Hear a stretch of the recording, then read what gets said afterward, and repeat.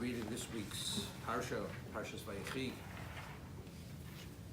Vayechi Yaakov Eretz Mitzrayim Shvas Shana. Yaakov lived in the land of Mitzrayim 17 years.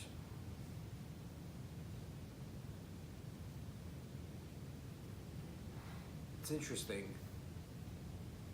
We read last week how Yaakov had mourned over Yosef for 22 years. He believed he was dead. He was devoured by a beast. And during this 22 years, because he was grieving and his mourning was so totally consuming, he did not prophesy for 22 years. When the brothers, when his sons came back from Mitzrayim and said, "Oh, Yosef Chai, Yosef is alive," at first he hesitated, he didn't believe. And then the Torah tells us he saw the wagons.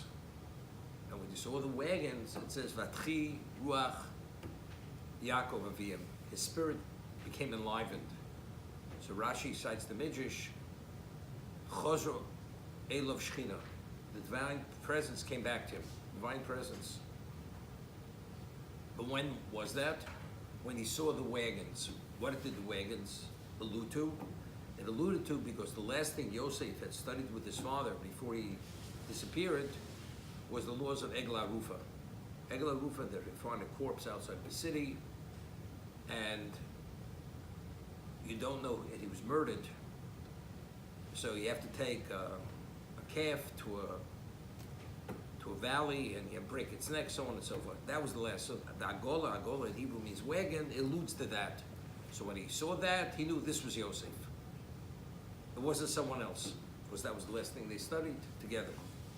Now, initially, when Yosef revealed himself to his brothers, he says, "You must immediately hurry, return, and tell our father, tell my father that I am the master of Egypt. Tell him I am the Shalit. I am the ruler of Egypt. Tell him all about the glory that you've seen that I have here, the power that I have here.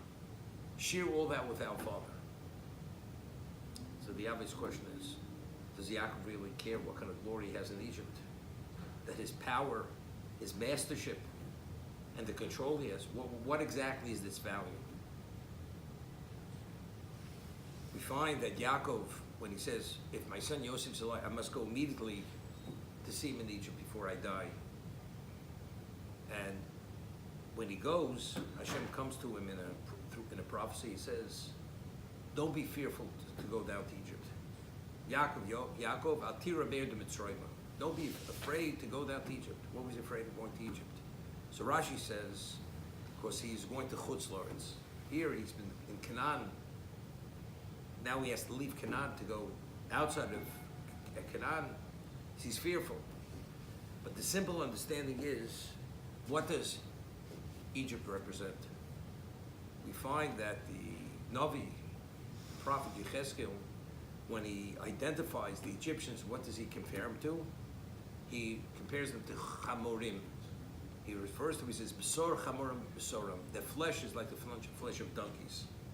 So the Maral of Prague explains, in Hebrew, the word Chomer means material. Of all the 70 root nations, the one who has the least degree of spirituality, they're almost totally devoid of spirituality, are the Egyptians.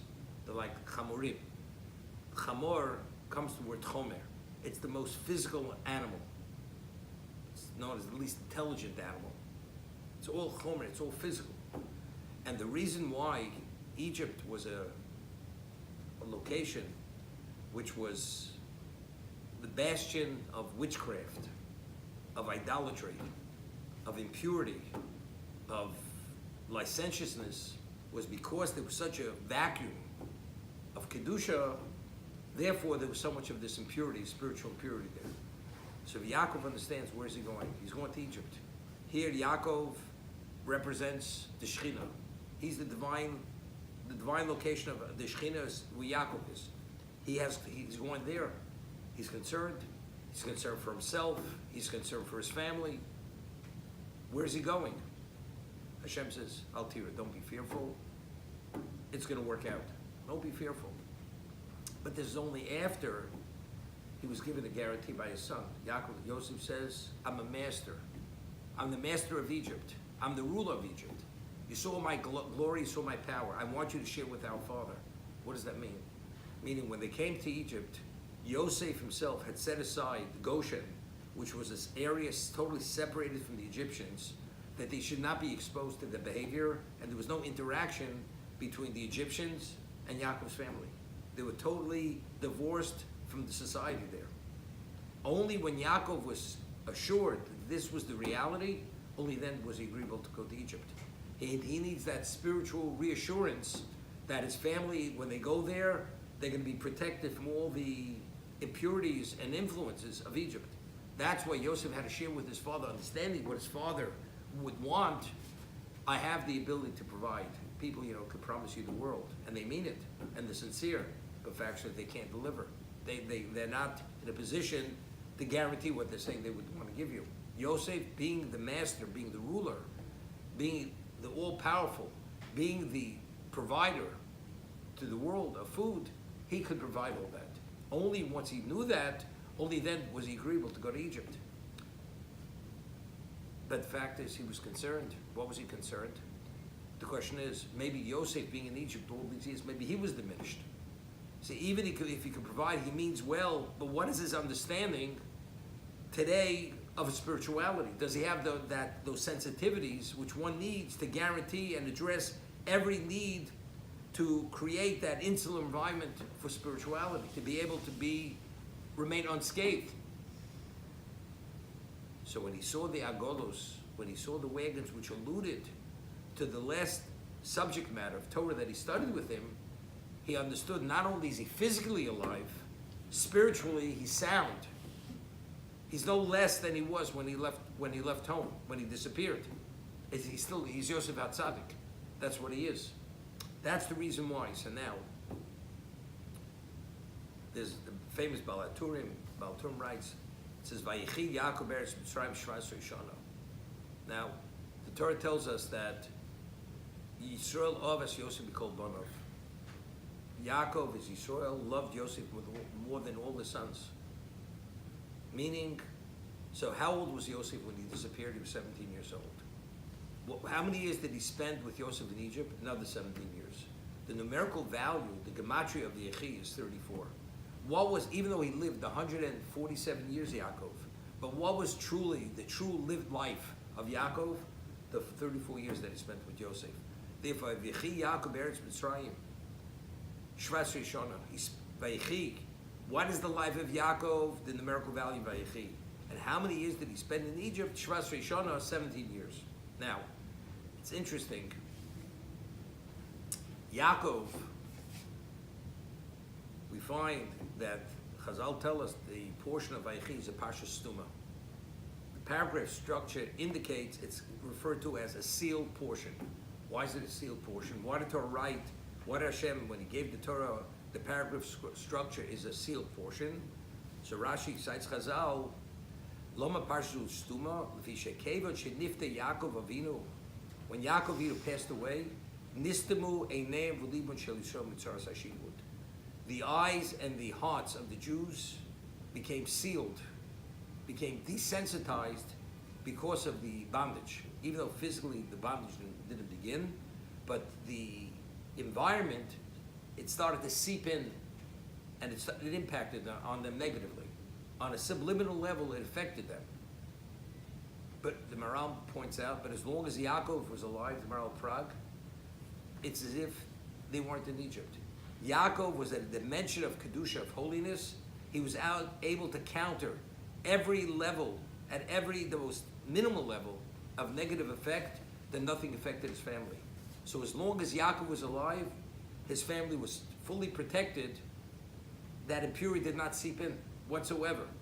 When he passed away, when Yaakov passed away, then it was Nistamu Eineim V'Libon Shel Yisrael Mitzaras Hashivut. Things started to change. It was very gradual, because until that whole generation passed away, they were protected, but not to the degree that when Yaakov was alive, totally unaffected to any degree. They were not affected. Now, Yaakov being in Egypt with his family for 17 years, what did that guarantee? Factually, it's really miraculous. With their 210 years in Egypt, we become idolaters, except for the Shevet Levi. They became, over the Avodah Zarah, they became pagans. And then afterwards, the 10 plagues come, and somehow they're weaned from idolatry. They believe Moshe is the Goel, is the Redeemer, and when they're taken out, they're purged of all the impurities of Egypt. They're purged from this. But how do you survive it? We were nearly, at the end of 210 years, we were at Mem Teshari Tumah with the 49th level of impurity, which if we would have gone a little further, we would have gone into the spiritual oblivion, never to return. If Yaakov initially wouldn't have been with them, to be able to secure and impact and influence them that he did, what would have been? They wouldn't have survived it. So Yaakov's being in Egypt and setting things in place through his influence and through his instruction, whatever it may be, was crucial for the survival of Klal Yisrael. That they should survive as a spiritual people, not only as a physical people. Not to assimilate, not to be totally subsumed by the impurities of Egypt. This was his value. He lived in Egypt 17 years. You could explain, Vayechi, he lived. To him that was living.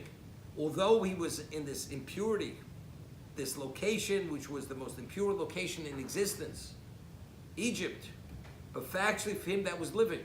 Because his spending that 17 years in Egypt, what was the value of those years? Value of those 17 years was to guarantee the survival and the eternity of Klal Yisrael, that after they're ready to leave, they're going to send 50 days later, they're going to be standing at Sinai and saying Nasa v'Nishma. That's the value of the 17 years living in Egypt. The Balatura makes a point over here when it mentions how many years he lived. It says he lived 7 years, 40 years, 100 years.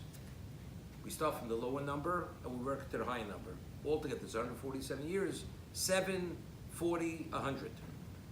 So we find by the other Hakadoshim, by the other patriarchs, when it mentions the years, it says 180, 175. It doesn't say 5, 70, 100, or 80, 100. Why by Yaakov do we start with the lesser number and we go to the higher number? That's the question he asks. So he explains that Yaakov's years, his life, was shorter than his father's. Yitzchak lived 180 years. He lived 147 years. Avram lived 175 years. So because his years were less and the levels of suffering that he had, so his years are, relatively speaking, less. So to emphasize the less aspect, we start from the lesser number to work to the greater number. And he makes a point that Yaakov was meant to live 180 years. Why did he have 33 years taken off his life? So there's a midrash that when Yaakov had fled from Lavan, the Torah tells us that Rachel, his daughter, had taken his fetishes. He took his trophy, his idolatry, and she hid it in the saddle of the camel. Lavan comes and says, it's true, you didn't take anything. Why did you flee? But why did you take my gods? That was Lavan's claim to them. And Yaakov said, whoever took your gods shall not live. And Yaakov was not aware that Rachel took those idols to wean her father from idolatry. He says, whoever took it, lo yichya, should not live. And because of that statement, that's why Rachel passed away. He didn't mean it. He didn't realize.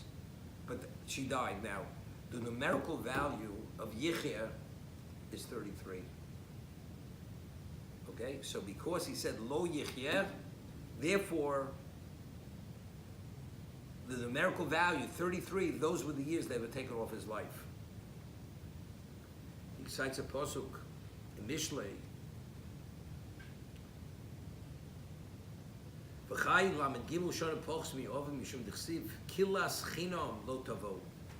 An unwarranted curse should not be. This was like an undeserved curse. Al shekilu rochel v'omar im asher timtza es Elohecha lo yichyer chosu lo minyon yichyer. So therefore, the amount of years that were detracted from his life was yichyer shulam and gimel mishnosav. 33 years were taken off his life. That's one medrash.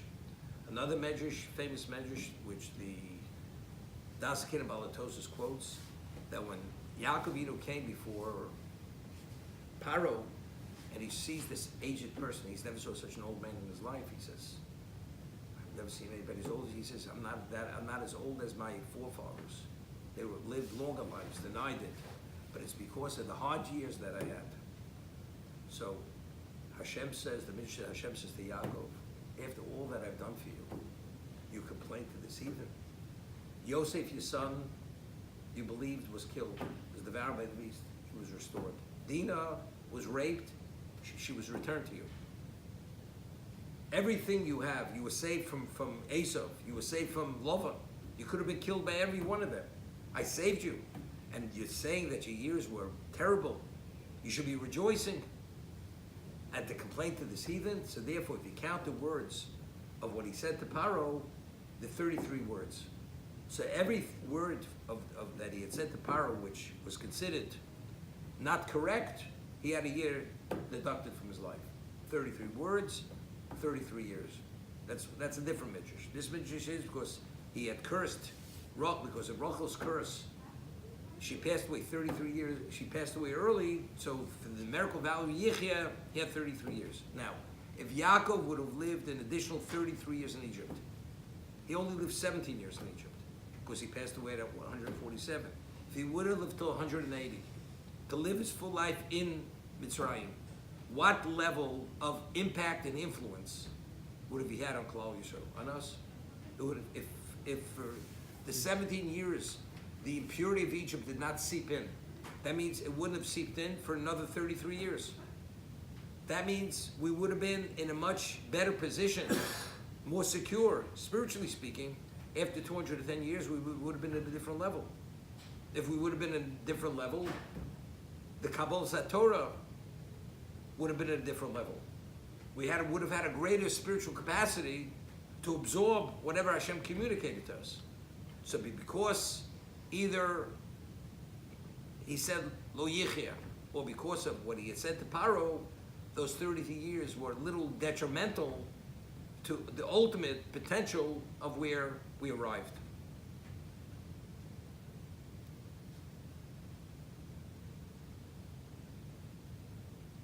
Also, it says he lived 17 years in Egypt. Gemara tells us that the numerical value of Tov is 17. The 17, those were good years. They were good years, but why were they good years?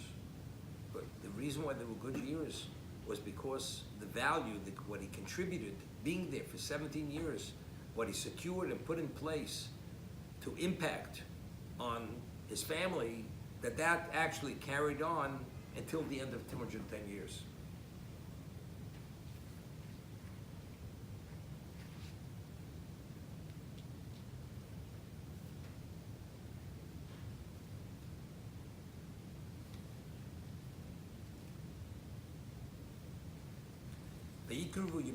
Almost the days of Yisrael neared to pass away. Vayikra Yosef, Livno Yosef, he called his son Yosef, V'yomalo, Im no motza zechem beinecho, if I find favor in your eyes, Simno Yodcho Tach Shirechi, put your hand beneath my thigh, V'osisi Modi Chesed Bemes, and you will do with me a kindness, a true kindness, I'll not bring Mitzrayim. I don't want to be buried in Egypt. I want to be buried in the Tomb of Machpelah in Canaan with my forefathers. I don't want to be buried in Egypt. So Yaakov made Yosef take a shua, an oath. He adjured him, and that's the reason why I told him to put his hand in that area, because when a person takes a shua, an oath, One's supposed to be associated with an object of mitzvah, whether it's a Sefer Torah, a pair of tefillin. And since over there, that's the milah, so that's why he put it over there, the circumcision.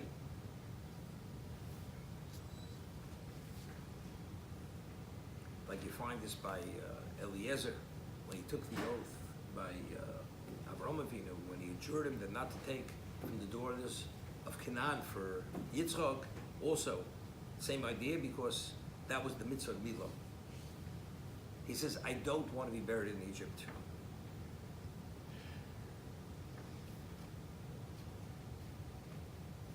Now the question is why? Why doesn't he want to be buried in Egypt?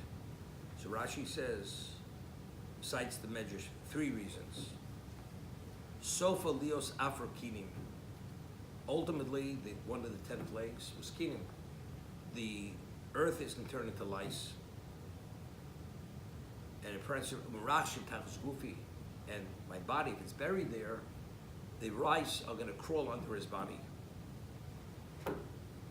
Another reason, she'meisei chutz loretz chayim el betzar gilgul mechilos. At the time of resurrection, whoever's going to merit resurrection will be resurrected in Eretz Yisrael. So if you're not in Eretz Yisrael, that means the body has to actually roll underground to arrive there, to sprout in Eretz Yisrael. That process is very painful. I don't want to go through that. Thirdly, the reason is shlo yasuni mitzrayim avodah zorah. He was concerned they would deify him. After he passes away, they're going to why will they deify him? We had in last week's reading, the famine was in effect for 2 years. When Yaakov came to Egypt, the famine ceased. It ceased, the famine. Why did it cease? Because Yaakov had given a bracha to Paro that whenever he goes down to the Nile rises towards him. So everything was made, was irrigation ditches, man-made ditches throughout. So normally, when the Nile would rise, it would fill the ditches, and that's how the fields were irrigated. It ceased, it stopped, it wasn't happening. That's why there was a famine. When Yaakov came and he gave the bracha to Paro, the Nile rose whenever he would go down. So he has divine powers. He has the powers. He took Egypt out of this tragic situation. It ceased to be. So what's going to be a man like this when he passes away? They're going to start worshiping him. They're going to deify him. And as we say, it says, God destroyed not only the Bechorim during the 10th plague, the firstborn, but even the deities, because that's the object, which was the object of worship. So if Yaakov is worshipped, besides causing the people to do paganism, he is the object of paganism. He doesn't want to be there. Doesn't want to be involved because he'll be culpable. Because he's being deified. So these are the 3 reasons why he doesn't want to be buried in Egypt. Okay?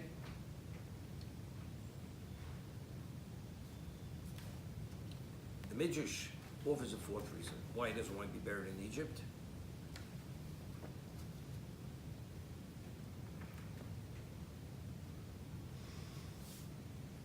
Omer Yaakov, why don't I want to be buried in Egypt? I don't want to be the object to redeem the Egyptians. Through me, the Egyptians will be redeemed.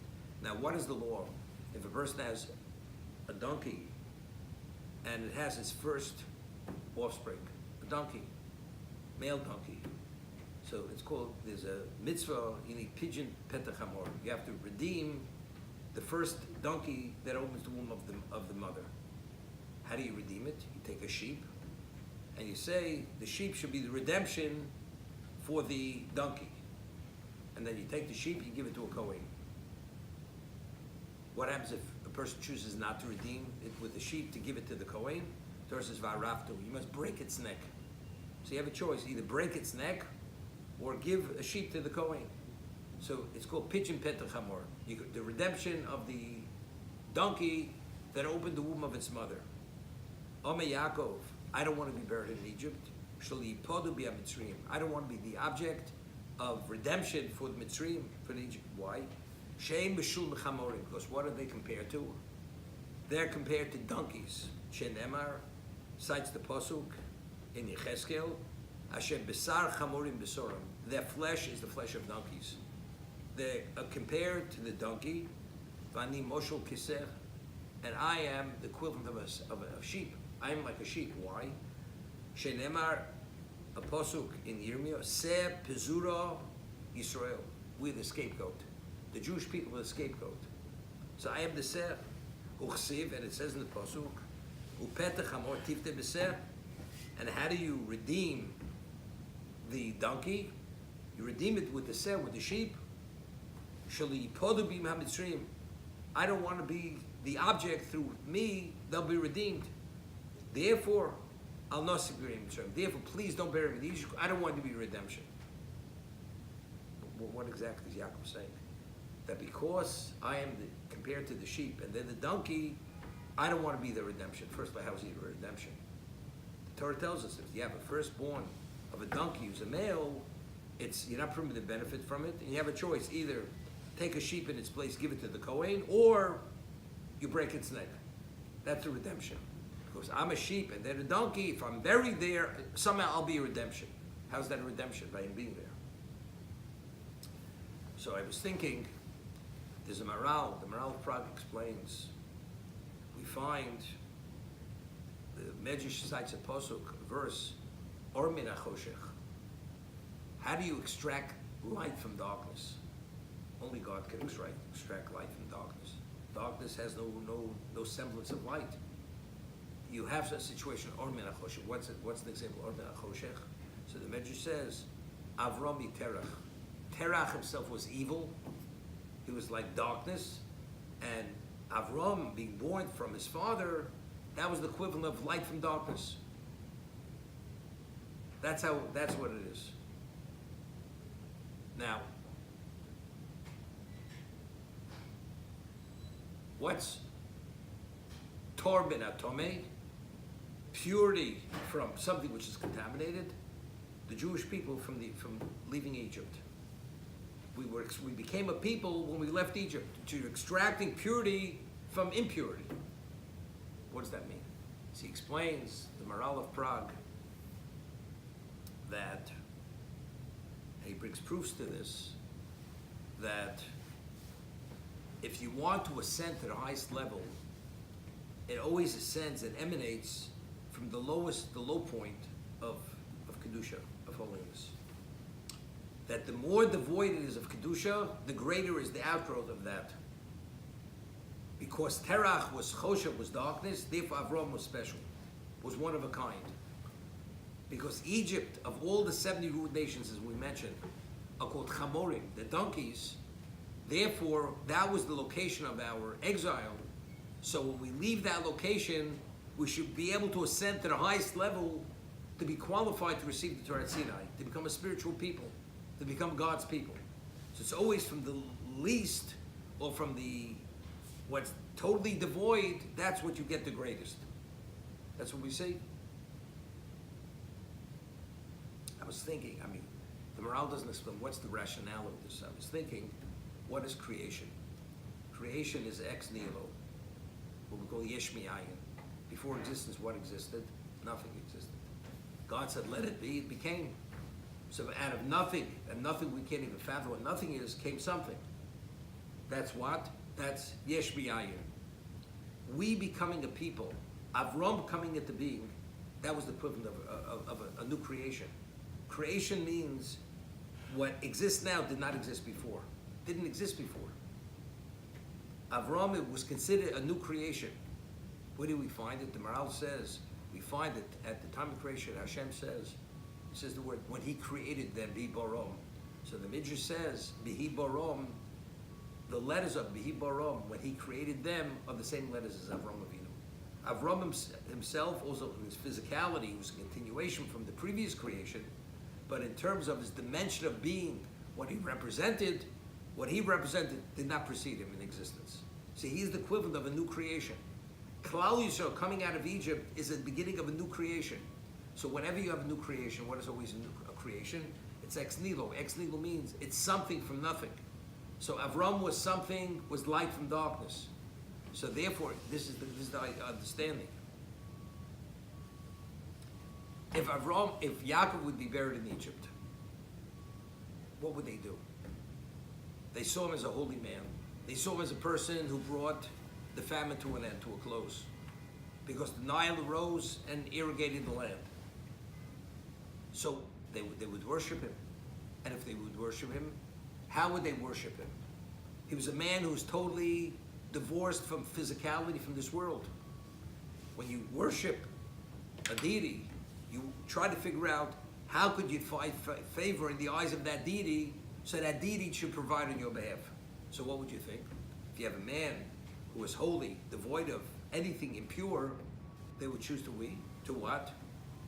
Start acting and living a more responsible lifestyle, a more pure lifestyle. What happens if they do that? Even though they're elevating themselves. If they're elevating themselves, so what do? Until now, what is their depiction? What are they compared to? To Chomer, to something which is unadulterated physicality, material. But if they're going to start emulating Yaakov, they're being elevated from that physical, and they're assuming some kind of spiritual profile, posture. What happens if that happens? The Jewish people are going to become less of a people, because meaning they're going to come from an environment, a location which has greater level to something of spiritual value. Therefore, they're going to be less of a people. So that's what he's saying. They're chamorim. Chamorim means they're totally devoid, chomer, devoid of spirituality. If I'm buried there, by deifying me, worshiping me, and trying to understand how do they find favor with me, they're going to be less impure. But that less impurity, what it impacts on the potential of Klal Yisrael. I don't want to be the Seh, where it says, Chamor Tivta B'Seh. I don't want to be that redemption for them. Because if I am the redemption, Klal Yisrael is going to be less of a Klal Yisrael. Now, but it's interesting. We find, it's unbelievable, you find that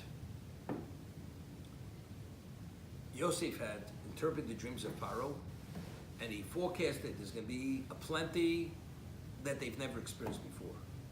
A level of bounty which is not to be believed. And he says during those 7 years of bounty, the government should store away food to prepare for the famine. The people should store away food to prepare for themselves. Comes to the famine, they purchase food. And it says they came and they complained to Paro. So Rashi says, what did he complain? They said to Paro, this person, the viceroy, doesn't want to sell his grain. He says, why doesn't he want to sell the grain? Because he says, unless we circumcise ourselves, he's not selling us grain, unless we're circumcised. So Paro says to them, he says, but you knew the famine was coming. Why don't you store away grain? You had so much, you should have you're totally irresponsible. What are you complaining? You should have, he says, we did store away. So what I see, so what happened to it? He says, the grain rotted. He says, the grain rotted. He says, so just as Yosef decreed the grain should rot, he could decree that we should all die. Therefore, whatever he tells you to do, do. And if he wants you to circumcise yourself, and that's the precondition to purchasing the grain, circumcise yourself. So all Egypt was circumcised. Yosef had all Egypt circumcised.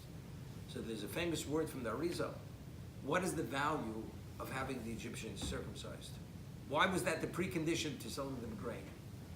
So the Arizal explains that Yosef, what was his responsibility? To prepare Egypt for his family to come. They should be able to survive this impure environment, which ultimately they're going to leave as the Am Hashem, as God's people. So what would he do? He has to elevate them. He wants to elevate the Egyptians, because the Rambam says in Mor Nevuchim, a guide for the perplexed, that a person who's circumcised, his drive, his sexual drive is lessened, is curbed. So therefore, if the Egyptians were involved and immersed in perversion and licentious behavior, so how do you tackle that problem? Have them circumcised. Because circumcision affects the sexual drive, it lessens the sexual drive. And so that he will elevate them. He will elevate them. This is the understanding. Therefore, he says, you want grain, the preconditions, you have to circumcise yourself. According to that, so Yosef is elevating them. So if Yosef is elevating them, so this is counter to what we just explained. So if the Egyptians are elevated, the Klal Yisrael is going to be less of a Klal Yisrael, because it's only because they're totally devoid of spirituality. As a result of that, it's the equivalent of ex nihilo. It's a yesh mi'ayin. So, how do we understand it? Could be, it was only that generation.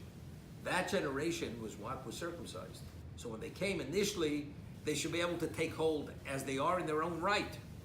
But in terms of the future generations, they were not circumcised. They weren't circumcised. So therefore, we became idolaters. It was a yesh mi'ayin. We're Ovdei Avodah Zarah. And all of a sudden, we become a people that says Nashim and Nishma. Of all the 70 nations, we're the only ones. It's miraculous. It's literally ex nihilo, was something from nothing. But if Yaakov would be buried there, he becomes the national tomb. So if he becomes the national tomb for all the years, the Egyptians are what? Are worshiping him. And what would the worship be? To emulate his lifestyle, what he valued. If that would be the case, he'd elevate them. And therefore Yaakov says, I'll not take Pereinu Mitzrayim, because I am the Sed, they am the Chamor. I don't want to be the redemption for the donkey. We speak about Hishtadlus. Person has to take initiative. We had spoken about Yosef, that because he asked the wine steward to remember him and mention him, which was considered a lack of faith, he spent another 2 years in prison. So we discussed, what about Hishtadlus? Person has to take initiative. Things don't happen by, God helps those who help themselves. You have to take initiative. So we explained that Yosef was different, because Yosef's life, the way he saw his life unfolding, without any effort whatsoever, he was catapulted straight to the top. He was sold into slavery. He actually was in charge of the full household of his master within no time. He's in prison. He becomes the what? He becomes the unofficial warden. Wherever he is, he always rises to the top. So if that, Hashem is saying to you, there's no need for you to take any initiative. Taking initiative would be an expression of desperation. Because I'm doing it all for you. But the average person, you need some degree of ishtadlus. You have to take initiative. Hashem says to Yaakov in last week's parasha, Al tiri Yaakov mir Mitzrayim. Don't be fearful going down to Egypt. Why? Because I will go down with you, and I will bring him back. I will bring you back. This Hashem is giving a guarantee to Yaakov. I will go down with you and bring you back. So if that is the case, what's all this story over here? He said, Yosef, when I pass away, I want to be buried in Canaan, in Tumah Machpelah. He has to adjure his son. His son has to take an oath over here. And he has to give him all the reasons why he doesn't want to be buried.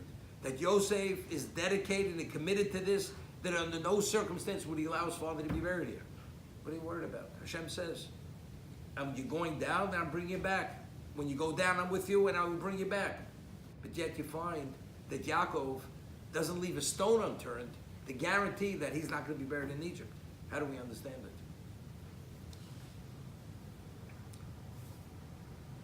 Firstly, when Hashem says, I will bring you back, it doesn't mean to say that you shouldn't take initiative. We don't see this whatsoever. We find that Yaakov was guaranteed by Hashem, Ushmarticha, I will watch over you and I will bring you back. When he fled to Laban's home. Yet we find on the way back, when he realizes he's going to be confronted with Esav, it says, Vayira Yaakov miod. He was very afraid that he'd be killed. So the Chazal asked, what about the guarantee? So Yaakov says in the pasuk, Katoti mikol hachasodim. I've become diminished because of all the chesed you've done for me. Maybe I've become soiled with sin. So maybe I became soiled with sin. So the guarantee of protection is no longer there. The same thing. Hashem says, I will go down with you, I will bring you back. Being in Egypt, do you know what diminishment can mean? Who knows what it means? Maybe at some infinitesimal level, microscopic level, Yaakov somehow failed. And if he failed, the guarantee is no longer there. As a result of that, you take whatever initiative you can. Yosef's the viceroy, when we speak, but Derech HaTeva. You follow conventional channels. The conventional channels, your son is the viceroy. your son has the ability to carry it through, that's where you go. It's not that chas v'sholem he was doubting God, but because there may have been in himself a certain diminishment due to being in Egypt, therefore he did whatever was within his power to make sure it happens, that it's not a miracle, but rather it's derech hateva, it's within natural protocol, he's going to be taken out of Egypt by Yosef, by his son.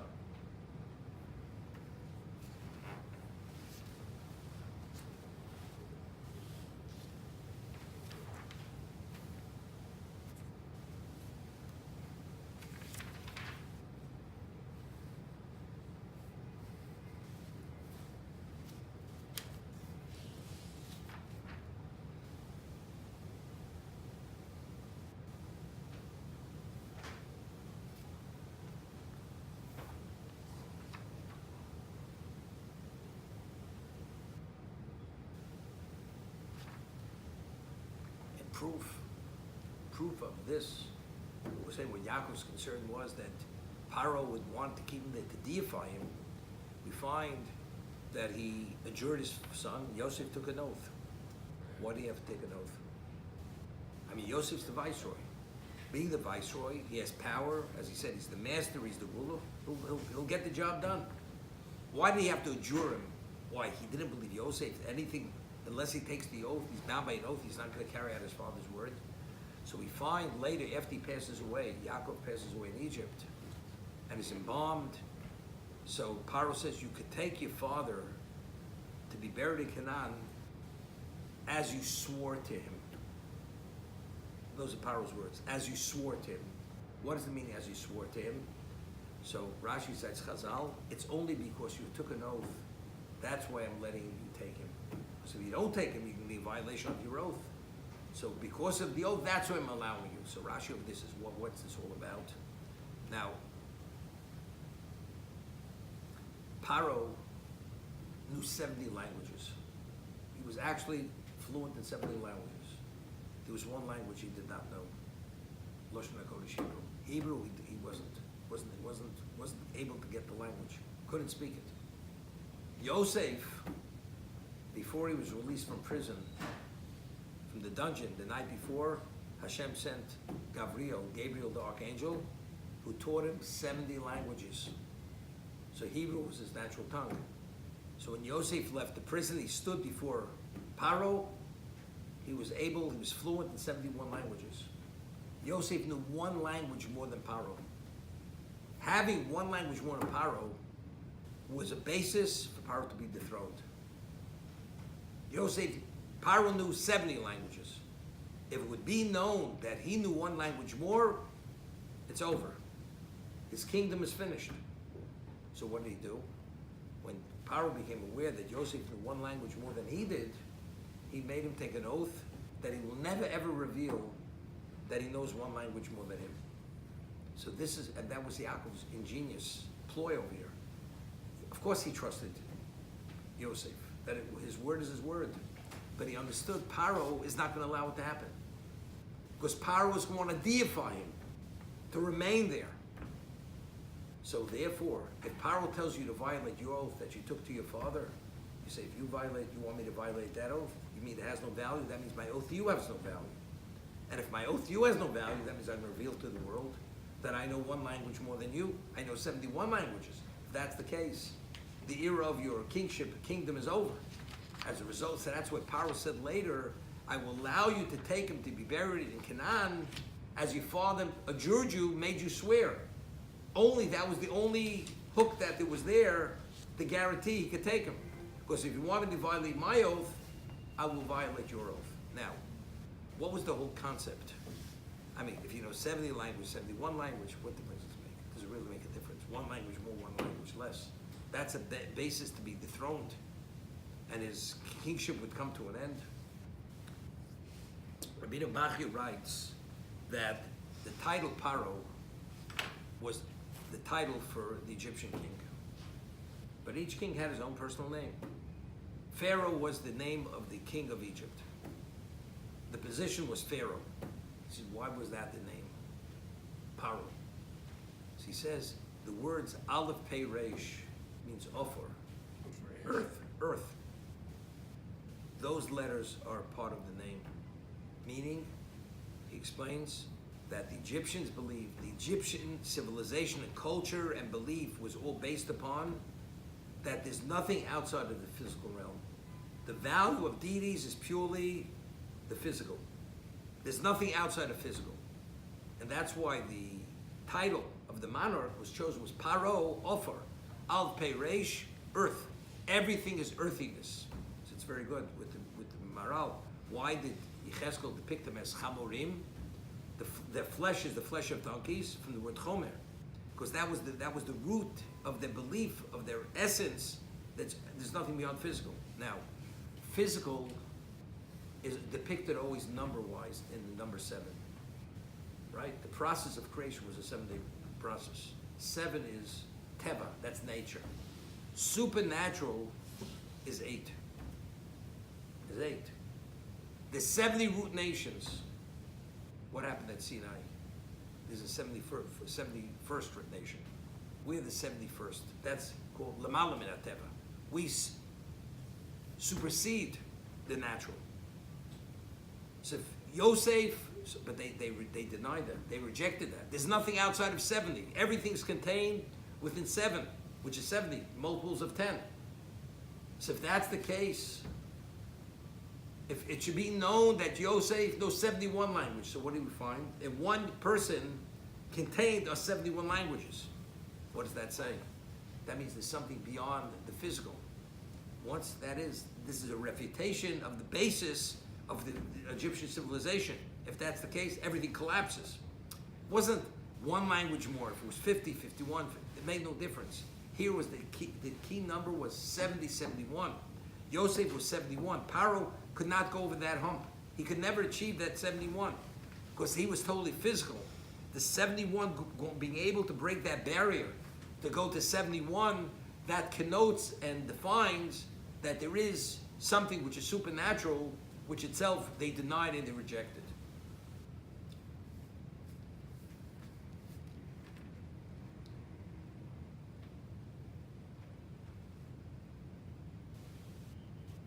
The Torah tells us that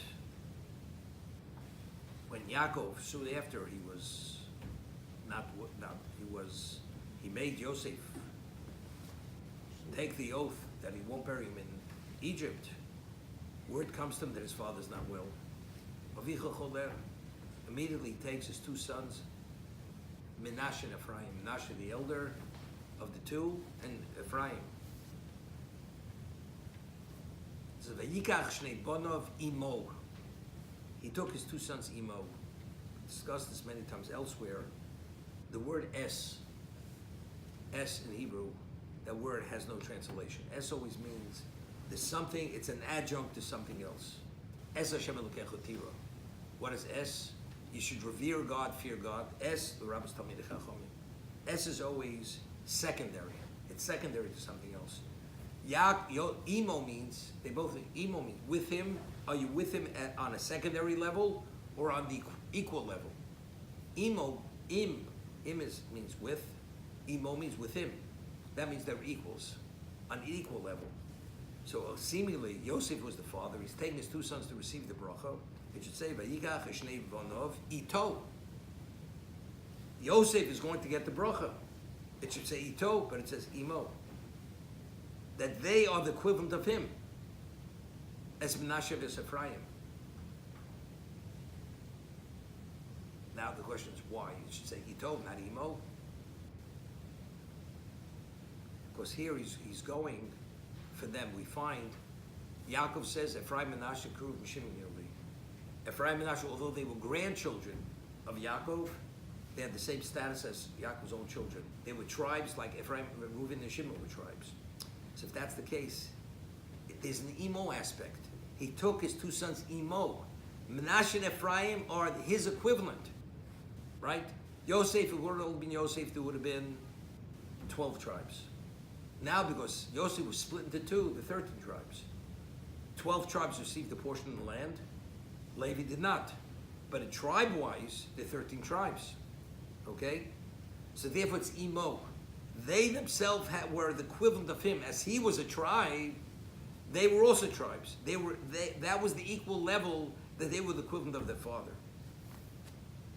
Yaakov and Yaakov. Okay? Now he says to them, Ato shnei vonecha nolodim lecha be'eretz Mitzrayim. Your two sons that were born to you in Egypt. Ad boi elecha Mitzrayim. Before I came to you in Egypt, lihe. They are the equivalent. They should be considered mine. Ephraim, Menashe, Reuven, and Shimon liyali. Ephraim and Menashe should be the equivalent of Reuven and Shimon. Now, what do you have to give this introduction? And your two sons who were born to you in Egypt before I came to you. Ephraim and Menashe, they know with their grandfather for 17 years till this moment. We know that. We know Yosef and his family were in Egypt.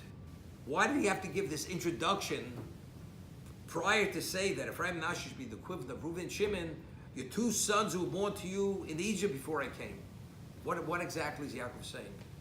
Now, we find that when Yaakov fled to Lavan, he asked Hashem for a guarantee of protection. He said, Ushmorani, I want you to protect me. How do you protect me? Protect you from what? So the Chazal say, the Midrash says, from Gilei Rashvi, from the three cardinal sins. I want to be protected. What was Padnaram? Even Yaakov, all his life was Yaakov Ishtam Yeshiva Holim. He studied Torah in the tent of Torah. He spent 14 years, in addition to that, in Yeshiva Shem Vever. Yet, he was worried, going there, because of the environment, somehow he's going to be affected negatively by the three cardinal sins. He's asking Hashem to be watched over. Yaakov goes, he raises a family, 11 of his 12 sons are raised in that environment. And they refer to a shiftei kol, they come out, tzaddikim, they're pure. Yaakov had the ability to create a spiritual cocoon for them, an insular spiritual environment that Padam Ram did not affect his children. That was Yaakov's power. It all emanated from Yaakov. Now, the only way Ephraim and Menashe could be who they were was only because Yosef is the equivalent of his father. Yosef provided that identical spiritual cocoon, insular environment, and that's what he's saying. Your two sons who were born to you before I came to you to Egypt. So how did they turn out to be so special? The answer is because you're me. Because you have the ability that I have. Therefore, your two sons who are my grandchildren will be classified not as my grandchildren, but as my children, and they will assume the status of tribes as Reuven and Shimon are tribes. For that reason. That's why he's giving this introduction. Your two sons who were born to you before I came to Egypt, when you were all by yourself. So how did you do it? So the same question, how did Yaakov do it? The answer is because Yaakov is Yaakov. And the answer is because Yosef is Yosef. Yosef is Yosef HaTzadik. Despite the fact that what Egypt was totally irrelevant to Yosef's family. That's why he gives this introduction. And what's the bracha he finally gives them before they leave? He says, "V'yidgu l'rov b'kerev haaretz." You should multiply like fish in the midst of in the land. So Rashi says two interpretations. Just as the fish is not susceptible to the ayin hara, to the evil eye, because it's under the water, and visually you can't see the fish, your children should not be susceptible to the evil eye. That was one interpretation. So that he didn't say v'yirbu l'rov, you should increase. He said v'yidgu, you should increase like fish. Also, fish themselves have a multiple. They proliferate at literally unequal numbers. Your children similarly should be, but again, it goes hand in hand, because if there's no ayin hara, automatically the numbers are staggering numbers. Ayin hara puts limitation. There's no limitation. That's Rashi cites as two interpretations. Why they're compared to fish, either ayin hara or the proliferation of how they will multiply. I was thinking the third. Yaakov wanted to give Ephraim and Menashe the ultimate bracha. Now, we find God created the world, and then there was a great flood. At the time of the great flood, everything was destroyed. And when the animals came out of the teva, that was the equivalent of a new beginning. So where did beginning begin from? It began from there. That was the equivalent of new beginning. The fish, because it says all becharova mesu, everything on dry land died. The fish were not destroyed during the Mabul, because they were not exposed to man's behavior, because they were under the water. The fish are the original creation of God. The ocean, the waters, that's God's original creation. God's original creation is a greater creation. Has greater potential. Therefore, the bracha gave it not that you should be part of this creation, but you should be part of the original creation, as the fish were, and therefore it is the most advanced level of bracha which he gave his grandchildren.